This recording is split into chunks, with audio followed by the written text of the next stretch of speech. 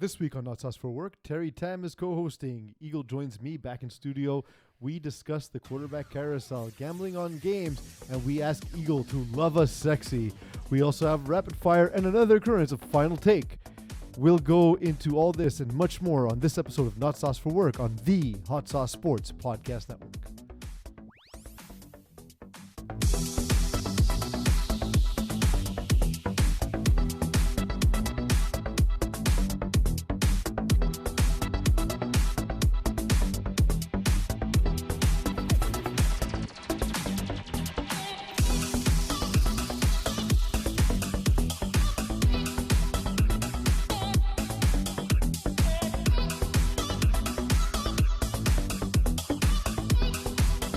Everyone, you are listening to, perhaps watching Not Sauce for Work.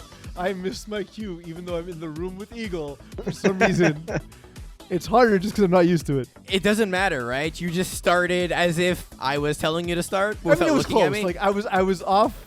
I was off by like a half a second. You didn't even look up. You were just like, this is usually the right timing. I recognize the cue in the song, but I always look at Eagle and I start like right after the cue.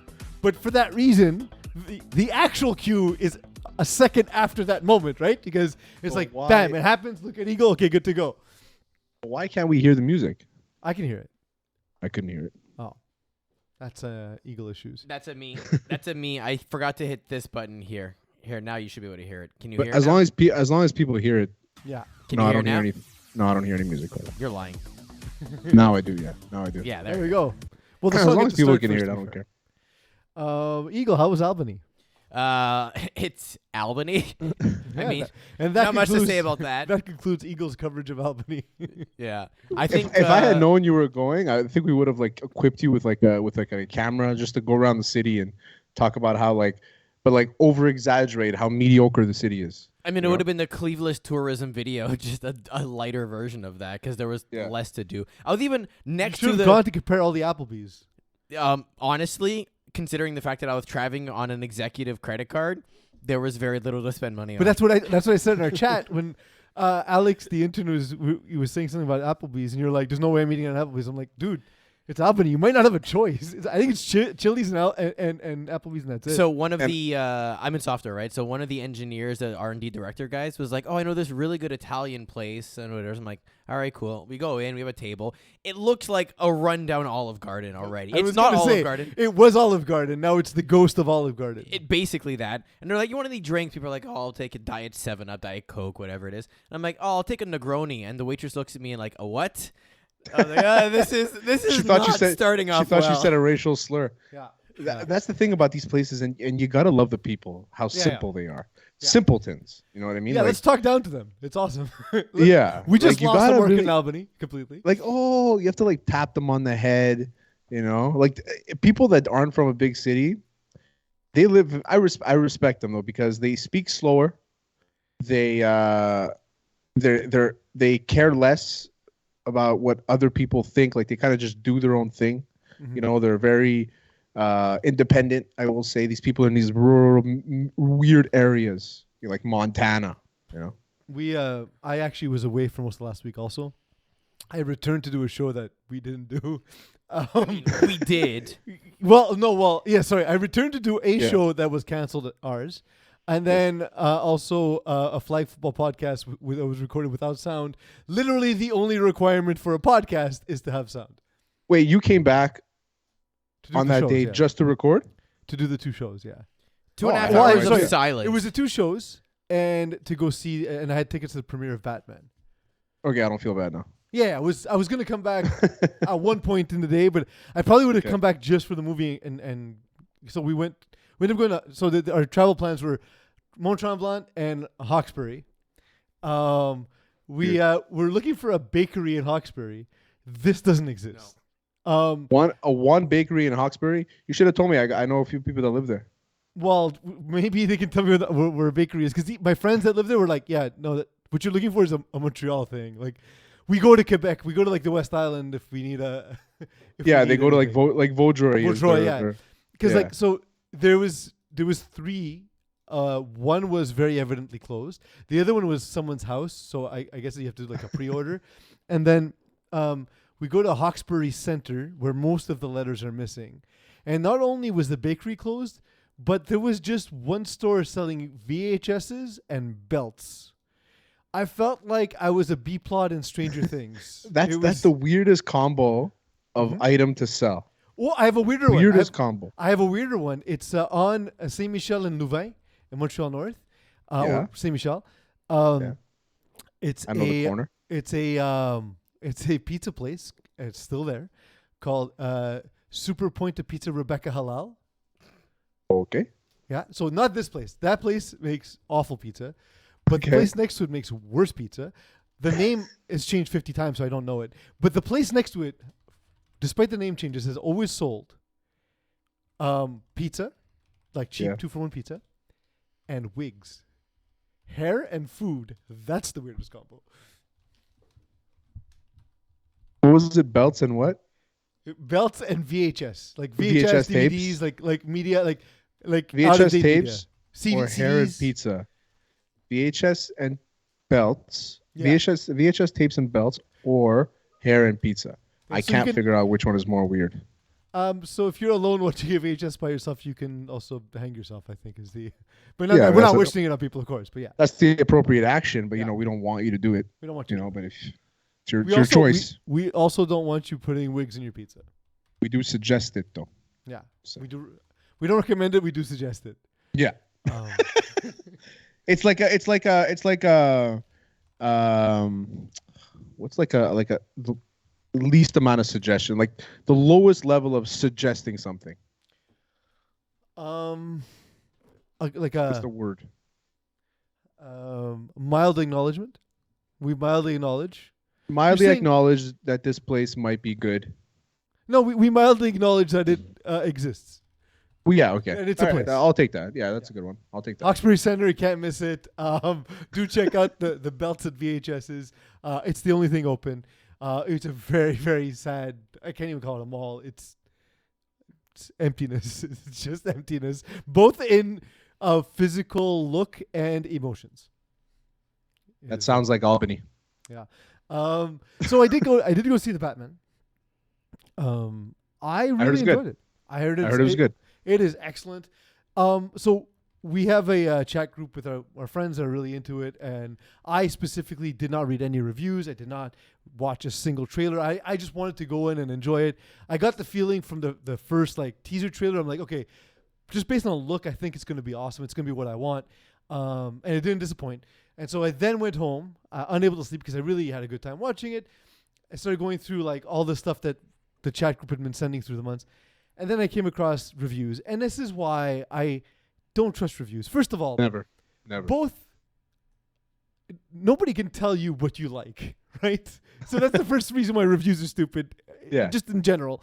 Now, I also think that we've reached a point where they're not neither the reviewer or the review or the person reviewing on Rotten Tomatoes. Neither side, the audience or the critics, can be trusted at all because they're all completely weighted. And the thing I kept reading was, and this is largely the user reviews, how the movie was political. And first of all, it takes place in a fictional city. So the politics of the city don't matter. Secondly, so there was an issue with Catwoman being black, of which I said, it's not the first time. She's often been portrayed as black, both in comics, cartoons, movies. Halle Berry, very, very famously, one of the best Catwomen. Absolutely. That movie is terrible. A Raspberry Award-winning movie. She actually went to accept it in person. She was the first one to accept it in person. No, the best Catwoman so far, I think, is Michelle Pfeiffer. Man, she was honestly, so sexy. Zoe Kravitz, because Zoe Kravitz, and no, wrong. Wait. Come Here's the key on, question. Man. She was excellent. Was Halle Berry worse than Anne Hathaway? Well, Anne Hathaway. The thing about Anne Hathaway. No, I actually think Halle Berry was better than Anne Hathaway. But the thing about Anne Hathaway is that she played that role really well. She wasn't really she wasn't the seductress. She wasn't the acrobatic one. She was kind of in the middle. And I think in she the comics, she is seductive and acrobatic. That's the but if you see all the different Catwomen, they all have a kind of a different style. Like most Batman, also Michael Keaton was very different from Christian Bale. Two very different ways of doing Batman, but it's the same character, basically. Same thing with James Bond. Like, Yeah. Pierce Brosnan is a lot different than Daniel Craig. And that's Sean what kind Connery of too. gives it its sort of its life, right? Like, there are differences from one to the other. The other thing that came up was the single line of dialogue that seemed to really drive reviewers nuts was that it's too political because at one point Catwoman says something about like, "Oh, Gotham is run by corrupt rich white men." And it was like, that's the most innocuous comment. First of all, it's like the most accurate comment. Yeah. Like, don't you want art to reflect reality in the first place? Secondly, again, it's who runs a fictional city. I don't understand. So anyway, all that to say, reviews can't be trusted. I really enjoyed it. It's definitely worth a look. It's a fun 3 hours. Back to like different people playing different styles of characters. There's this whole thing that Idris Elba can't be James Bond. Mm-hmm. Why? You know why? From the country that invented racism. But England. like, why? It's not like we ever knew what James Bond looked like before. It's not like it was illustrated. Well, that's what I'm saying. It's not based on a real person. Why does the casting have to impart what the person looks like? Right? Like, it doesn't. I can understand like in Disney movies and stuff. Kind of like maybe create a new one, because like I've seen Cinderella. Cinderella's white with blonde hair. You change that, you kind of change the character. But like with James Bond, the idea of James Bond is that like it could be anybody. Like 007 is a person, they've trained him, and he's the assassin. So it doesn't really have to be a white person. Like Daniel Craig is blue-eyed, blonde hair. Pierce Brosnan was dark hair, dark eyes. And they offered the job. They offered the job to Burt Reynolds in the 70s, who turned it down, and he's not even British. Yeah, he would have been like the only American so far. Yeah. Oh no, Roger Moore, is he American? The first don't one. know. Eagle? I would assume he's British if he's one. I think they were all British, weren't they? I believe so. Well, he was Sean Connery's Scottish, so. Well, they're all from the that's all the same. If you ask England, Ukraine? Question mark. Ukraine. Anyway, we won't get into that this week, but we will get into the show. We got a lot of news, so let's get to it.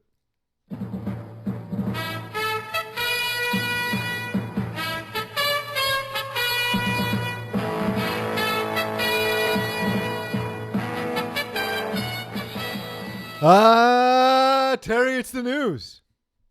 I said that too close to the mic this time because as soon as the music started, my headphones started doing that weird studio thing. The one thing I don't miss about being in the studio is unreliable headphones. That's the only thing. Like if we change that box, I would probably move in.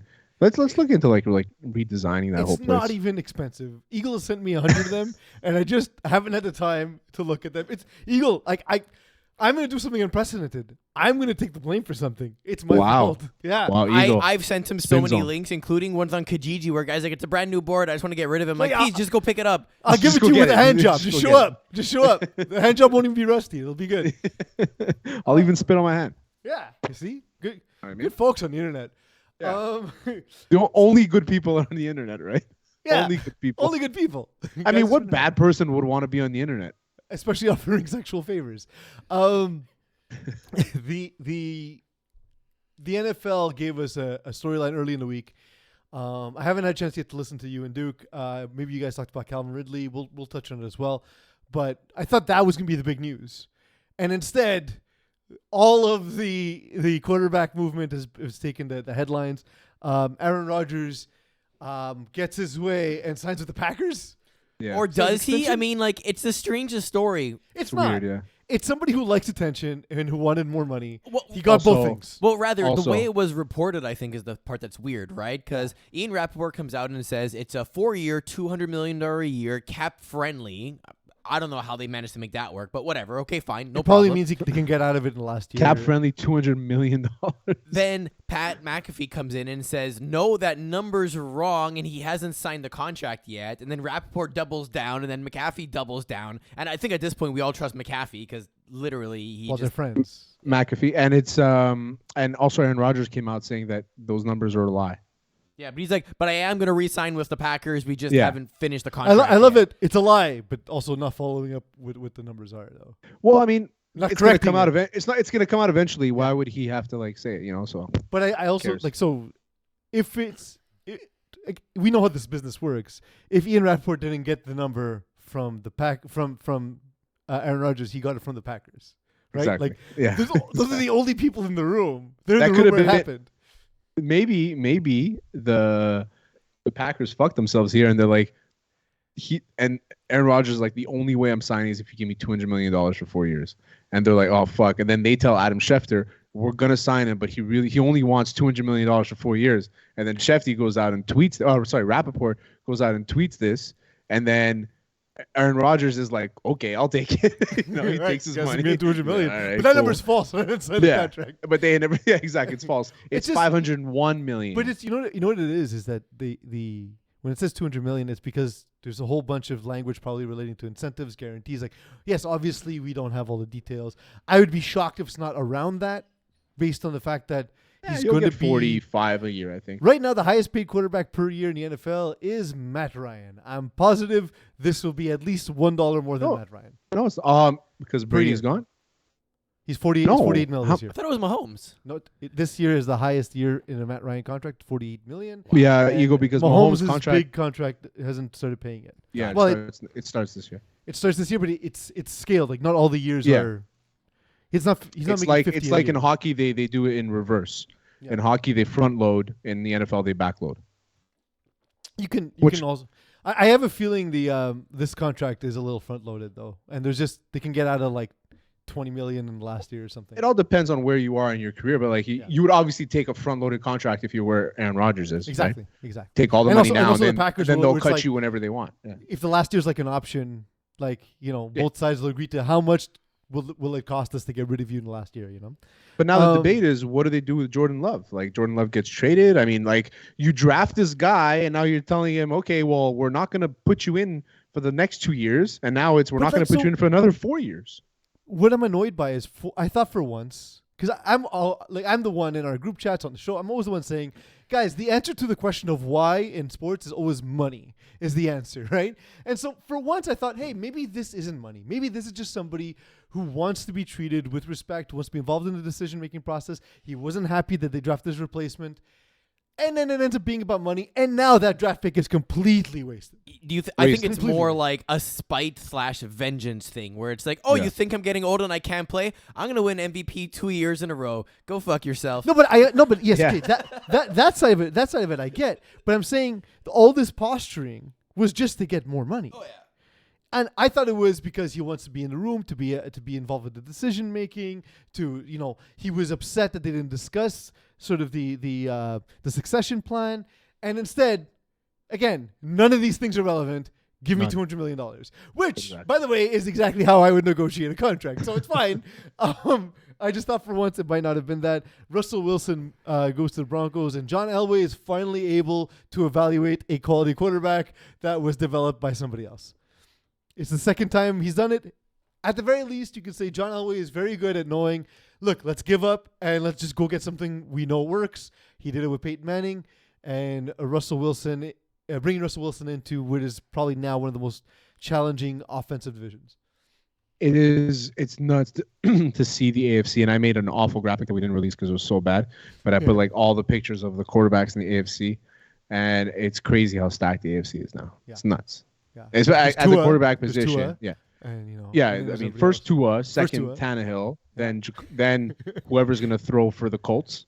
But that's another thing. Jimmy G might be coming to the AFC. I think well, again, because intra-conference trades are not common. Like when people are saying Russell Wilson's going to go to the Giants, there was a 0.000% chance that was that's you very never rare. trade. I mean, you're starting. You never trade within the division for sure. That's 100%. But I mean, quarterbacks anyway, like linebackers and receivers and stuff. That's all interchangeable. But even like Carson Wentz could be traded within the conference. But I'm saying let's say a top 10 quarterback is not getting traded in the same conference. Carson Wentz was traded to Washington. Yeah. But I'm saying a top tier quarterback may stay in the conference. A mid tier quarterback may stay, but not a top tier quarterback. Yeah, it has to be exceptional. But it's hard. But I'd say Russell Wilson going to the Giants to me isn't that much of a. It's not the same thing as like a Brady going to the Jets or Brady going to the Dolphins. But even Brady almost went to the Dolphins. Twice. That would have by the been way. bananas. That would have been Twice. crazy. That's fucking nuts if he did that. I'm saying twice because I have it on good authority that I found out while reporting on the Flores article that he was supposed to sign there instead of Tampa, and he was after this season was meeting with the Dolphins and was anticipated to sign with the Miami Dolphins before all of their plans went sideways. Oh, also, a friendly plug. Mike Florio from PFT was on Simon with Simon Salikas and Mo Khan today on TSN. It's on TSN website. Nice. You can go check it out. Yeah, I'm gonna listen to it after this. I'll be seeing Mo in 45 minutes or so. So yeah, Carson Wentz to Washington. To me, this is at least Washington slightly improves at quarterback, and Indy is. They're gonna again. To me, it means that they're probably going to. They're probably going to try and acquire. Wentz is spelled wrong, Eagle. They're probably going to try to acquire Jimmy Garoppolo, which means they're the same team. Yeah, as last same season. thing. The thing is that I like Wentz a little bit better than Jimmy G. I think Wentz is more, but it's he's a much, little better. If anything, a little right? better Like only because he fits in more of today's NFL, like where he can air it out a bit more than Jimmy G can. Like he'll go down deep, he'll go downfield a lot more. He doesn't like to check down. He's a little bit of a gunslinger, you know. Apparently, where the Jimmy G Colts is. are going after Derek Carr. Okay. I mean, that's an upgrade. That's an And the upgrade. Seahawks are going after Deshaun Watson. So the other thing you mentioned, Deshaun Watson, the What? DEA is going to the Supreme Why Court not? to pursue criminal charges on Friday. She's presenting the DEA. criminal case on Friday. Something that it's not easy to find reporting on this. I had to look for it because I was like, Yeah. "What's happening with Deshaun Watson?" It took me about 35 minutes to find to find like credible like reporting with some details in it. So on Friday, tomorrow, actually when this comes out, it'll be the same day. The district attorney will be meeting meeting the not Supreme Court, but the district court. Whoever decides whether a case gets sorry, as I'm missing on the script. Yeah, she's presenting charges on Friday. So it's Okay, gonna yeah. be I'm trying to know who it is that does decide that is the. I want to say the district court, but I'm not. Well, it can't be the Supreme Court.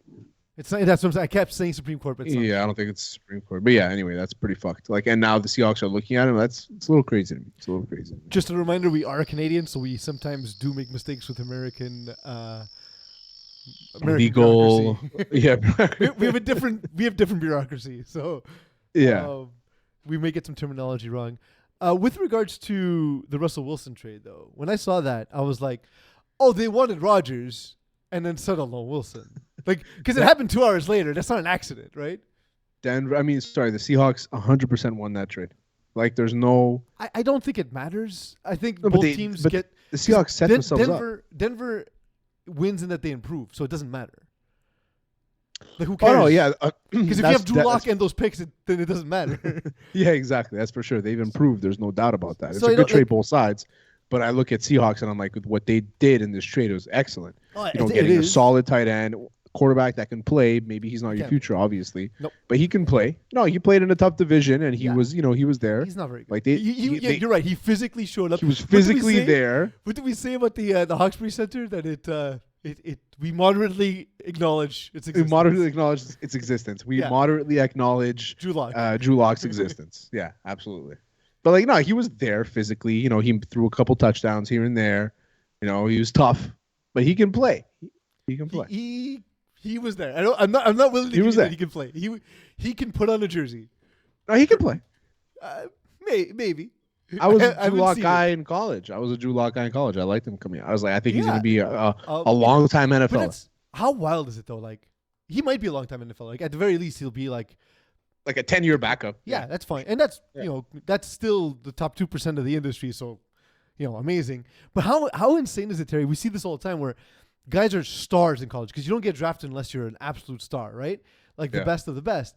And within the top 2%, the difference between Drew Lock and Drew Brees is seemingly infinite. And that's Oh at my the God. top, right? Like, so like how Yeah. how much is the difference between like Drew Brees and like, I don't know, the local town hero who just was You. kind of good in high school? And you, yeah, imagine like take the best player in our flag football league, okay? Yeah. Okay, like Kevin Wyatt. Okay, Yeah. like take him. Or me, you know. And or you. Yeah. And compare Drew Brees to compare like if you brought Nathan Peterman into our flag football league, he would destroy it. He would leave it in annihilate shambles. everybody. Yeah. He would pick everybody apart. And that Crazy. and like that guy can't play. That guy. Yeah, I mean, he I don't practices really well though. He I don't even practices think really well. I don't even think he can show up there. You said Drew Lock. At least he shows up. I don't know if he shows up. I don't know. If Peterman, he may or may not be there. You know. So Calvin Ridley, of course, was the first main story of the week. What I found most interesting was the reaction. I was not surprised a suspension was handed out. I was more surprised by people claiming it hypocrisy.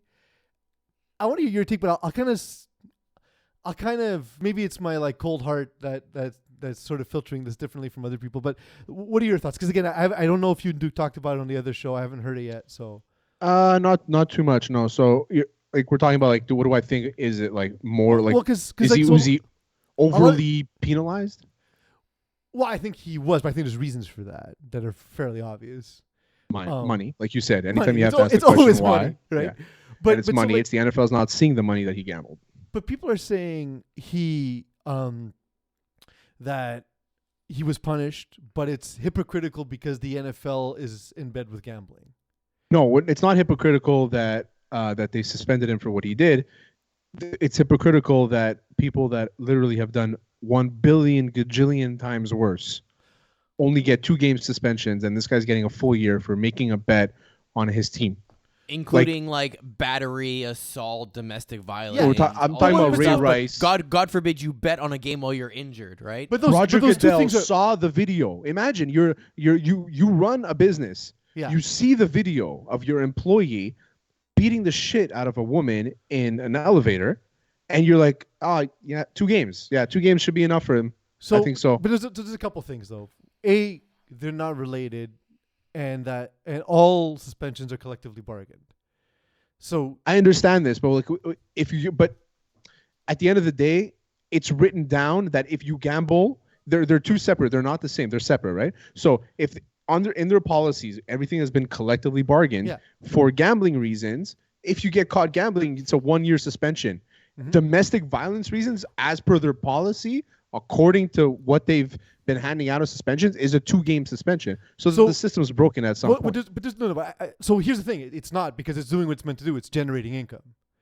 That's the only thing it's meant to do, is make money. Because here's the thing.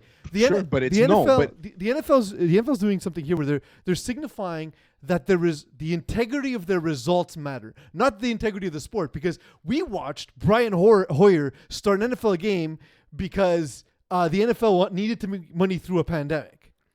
But they don't care if what we're watching is trash. They don't care that we're watching games in London where the field wasn't taken care of. They don't care we're watching backups of backups of backups. There was a cornerback? All about the bottom dollar.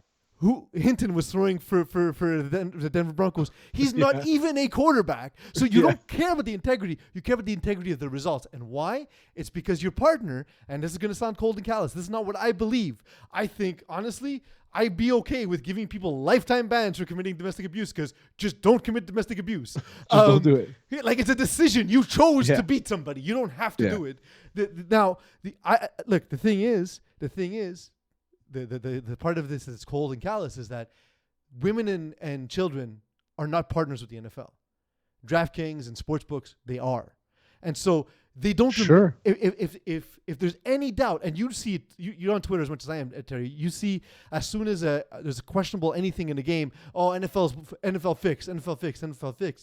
And if people actually believe this to be true, it could cost them A, their gambling license, and B, it could cost them all of the money they're making in gambling. So that is why.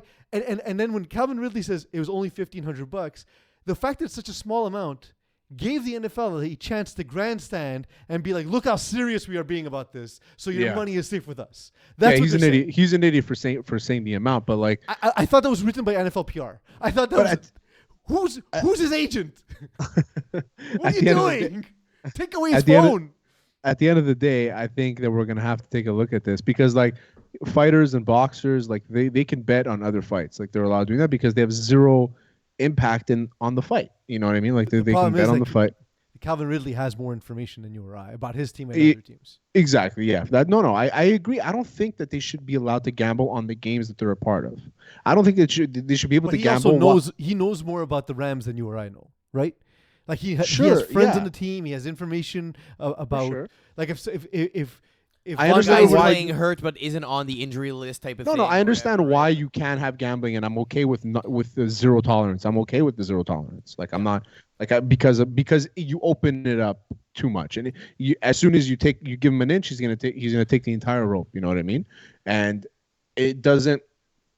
It just comes to a point where I tweeted this. Is he allowed to draft himself on NFL.com fantasy? Like, can he draft himself in his friends league? So, like, I think they can play fantasy because the site itself doesn't collect money. Yeah, I understand that. Yeah, exactly. Like, so I figured he would. Like, if he makes a bet with his friend in a living room, that's not something that's illegal because it's not something that could be traced, right? Yeah. Whereas here, there's money changing hands officially, and that gives them a bad look.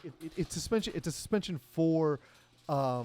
I just don't see the reason to suspending one of the biggest talents, the future of this NFL. The NFL. It's not the future of the NFL. The talents don't matter to the NFL. It's just the money they can make gambling. It's a message. The players are more replaceable in the NFL than any other league. You're talking like very factual, but I'm talking like we all know why. Mm-hmm. Okay, we all know why. But at the end of the day, people have to say something. People have to complain. People have to do this, or else it's never going to change, or else it's always going to be this way. And these players change, though. But these players, maybe they can get a little bit more of their freedom in certain cases, or maybe they'll be treated a little more fairly, not like pieces of assets. It's going to be a hard fucking sell because the amount of money it generates. But there has to be like someone to say, like, no, like this is ridiculous how Ray Rice was only suspended for 2 games and he beat the shit out of his girlfriend, and Calvin Ridley made a small bet and he's suspended for a full year and loses all his income for the entire year. Makes no sense. But he's not suspended for making a bet. He's being suspended for making the NFL look not trustworthy. That's the reason for the suspension. Of course, I understand. He's risking their income. That's the true reason. Like they should put that as the reason why he's suspended. Like when you're injured for tearing your ACL and there's Calvin Ridley ACL. It should be Calvin Ridley suspended, costing us money. That's I don't even know why DraftKings would even care that Calvin Ridley's making a bet on Bet 99. It was a third party that the NFL has to investigate these things. They study algorithms and seeing who's investing, who's depositing the money, and so on and so forth. Yeah, but new nickname for Calvin Ridley, Calvin Hustle, because it throws. Draws the ire of Expos legend Pete Rose, who was banned for the game for doing something very similar. So here's a question for you. Now that he's suspended for the entire season, should he be gambling on games? I would gamble nonstop to see what happens. Yeah. The on a more serious note, something happened in Ukraine and Russia, in the Ukraine-Russian conflict that has touched on sports. Brittney Griner of the New York Liberty, Brittney Griner of the WNBA has been withheld. She's in Russia. She's being detained by the Russian officials. It happened now almost 4 weeks ago, but we're only heard about it this week. Of course. And the reason for that is actually the most complicated thing I've ever had to look into, and I don't really understand what the best way to handle this is. So the news first broke through social media by channels that are largely controlled by Russian intelligence.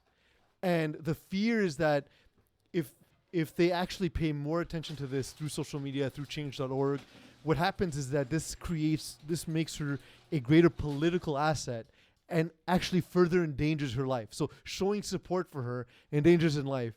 And it makes me feel like, what the hell are we doing, man? How do we get to this point? Maybe to be clear, she was detained because during her search arrival, whatever it was, they found allegedly found vape cartridges that contained hashish oil, which is clearly not allowed on flights. So she's being withheld, and God knows what's happening down there. It's a terrifying that's- situation. Well, yeah. Every time I've watched like Midnight Express and like all these movies where like people get caught in like foreign jails, it's fucking crazy. Like, it gives me anxiety to think like I don't like where like she's black. She's in Russia. She's in a Russian black, prison and she's black. homosexual. She's a woman. A woman. She's And she's a homosexual. And she's a woman in Russia. And in a she's prison. American. She's one of the first openly gay WNBA players as well. And and Eagles, to Eagles' point, at this point, being American might be even one of the most difficult flags to bear. And here's the part to me that drives me the craziest is this happened at the same time. The New York Liberty is getting fined from the league because they flew the team with a chartered flight to Napa Valley for like a team building excursion. Using chartered flights is illegal in the WNBA. These teams are all owned by NBA owners who have money to burn, by the way. So I'm done with hearing the money excuses. The players also are paid more to play in China and in Russia. The reason Brittney Griner is there in the first place is that she's inadequately paid to play professional basketball in the United States. In the United States, where basketball is king. You know, like it is like the amount I watched. I'm not even in the States, and I just watched like 8 hours of college basketball today. College basketball. It is by economics, it is the biggest growing sport in the U.S. Worldwide as well, but definitely in the U.S. There's not a reason that the WNBA is a side job. I've heard stories that Terry, that some players play in it. They play in the WNBA just so their like friends and family can actually see them play, and they only make the real money in like Turkey and China and that's crazy to me. That's insane. It's nuts. This all could have been avoided. Yeah, even like who was this? Not Chauncey. Anton Jameson. He went to China and he fucking got the bag. Like, there's money out well, there. Allen Iverson didn't get paid, but he was supposed to get the bag when he went Yeah, to Russia. exactly. But like, there's so many crazy stories about like the KHL and stuff. Like, I would love to get a KHL hockey player on. Yeah, To hear some stories. Like, Well, we spoke John to- and I interviewed Andrew Kaiser, his friend, who's a physio for a team in the KHL, and he had a couple of stories offline, but he couldn't really tell us. But like, there's some stories we can probably get. Well, out even of some Shrimp told us a couple stories when he was playing. Yeah, he's got overseas. some crazy ones Yeah. too that he can't. We also say. heard stories off air Yeah, involving Shrimp that. Shrimpy is we can't he's tell got about some it. good ones. But yeah, so yeah, awful situation all around. We'll keep everyone posted with regards to how that's going. Eagle, that brings us to final take. Can we skip it and go directly to rapid fire for this week? Yeah, we can do that next week. All right, we're gonna go rapid fire. Are we running? Oh, we are running late. My bad. Yes. We have 6 topics for today. The first one is going to be, I think you should leave. Former Celtics Glenn Big Baby Davis was caught in an unfortunate position while being honored at a game. And here's the clip. Nope, wrong clip. There's the clip Come you on, gave me. Eagle. No, that's Coach K. Sag. Oh my God. All right. Well, we're going to do Coach K then. We'll read that one then. This isn't part of the program. This is impromptu by me. I'm sorry about this afternoon. No, please, everyone be quiet. Let me just say, it's Full unacceptable. of shit. Today was unacceptable, but the season has been very acceptable. And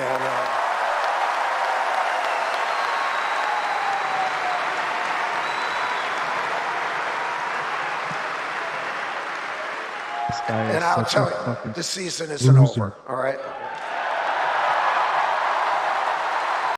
So that's actually in his last game in Cameron Indoor. Coach K had worked for the people that were in attendance. Apparently paying, was it $10,000 to watch the game? Tens of thousands of dollars. He is I- so full of shit. Yeah. He From is starting with his jet beyond black full of hair. shit. Starting with his jet black hair, he is full of shit. I love, again, you have people paying tens of thousands of dollars. Your first words are, be quiet. I guess it's all about him, finally. So, you know what? Enjoy it. Duke's probably going to win the championship this year, so, I mean, that's fine. But losing to North Carolina in Coach K's final game for that rivalry is probably the worst thing that could happen. It's a hell of a kick out the door.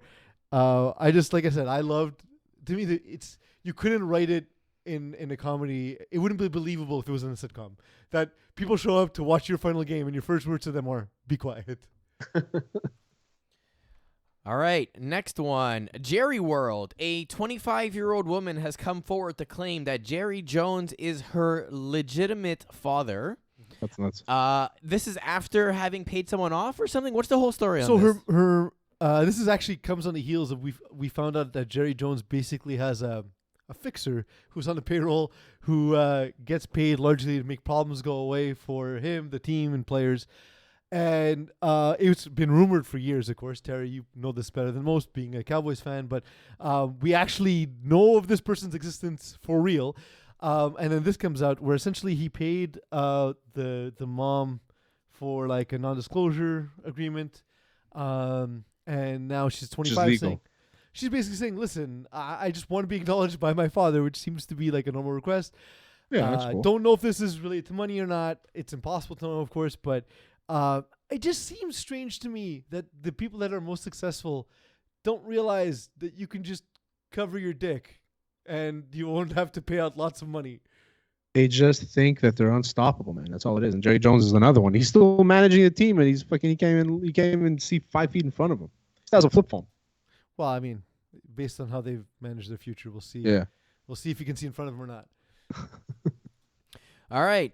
Next, let's get tropical. Semi-pro's Jackie Moon, portrayed by Will Ferrell, made an appearance at a Warriors game and was surprisingly good at basketball? Question mark.